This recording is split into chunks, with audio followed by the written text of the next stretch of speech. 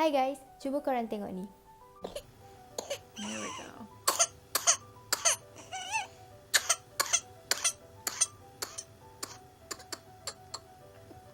Okay. It's okay.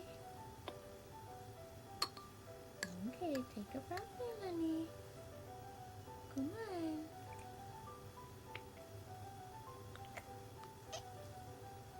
Almost there. There we go. Oh my. It's okay. It's okay. Yeah. Kesian kan baby ni? Baby ni kenapa Okey, baby ni mengalami whooping cough yang membawa maksud batuk kokol. Kenapa batuk ni dipanggil whooping? Sebab ianya dicirikan oleh batuk yang teruk tau. Non-stop sampai tak boleh bernafas with the whooping sound. Maybe, tapi ni maybe lah.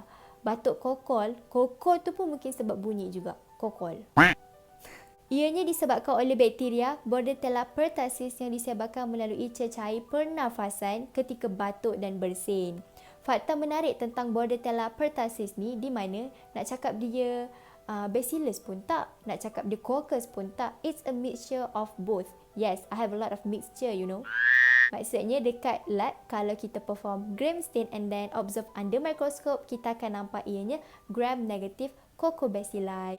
Tapi menarik dia ni pun, pertussis ni sangat bahaya tau. It's very dangerous sebab dia boleh membawa maut, terutamanya dekat kanak-kanak.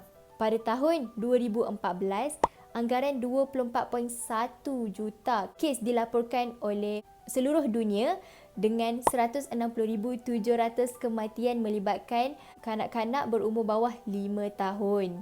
Penyakit ni memberi kesan utama dekat sistem pernafasan kita tau. And then dia ada 3 fasa. Fasa yang pertama, catheter phase. Dekat fasa ni, pasien mengalami batuk, bersin, selsema dan demam selama 1 hingga 2 minggu.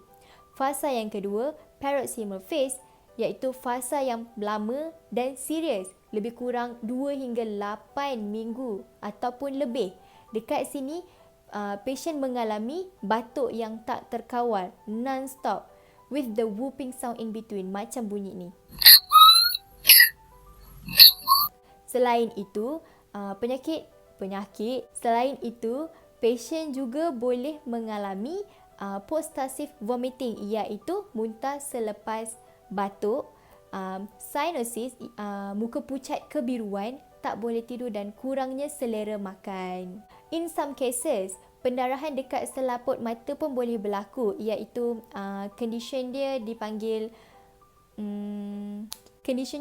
subconjunctival hemorrhage, di mana dekat bahagian putih mata kita ni ada kemerahan. Bukan itu je, disertai juga dengan radang paru-paru dan kematian. Akhir sekali, convalescent phase. Okey, untuk fasa yang terakhir ni adalah fasa pemulihan. Kaedah pencegahan yang boleh kita ambil untuk elakkan kita daripada kena penyakit ni adalah sentiasa menjaga kebersihan, basuh tangan dengan betul dan mengambil suntikan vaksin. Sebab itulah orang cakap vaksin tu sangat penting, important, kena ambil. Kalau tak nak ambil, kena ambil juga. In conclusion, bakteria ni suka gila dekat budak-budak. Jadi, pastikan anak anda mendapat vaksin.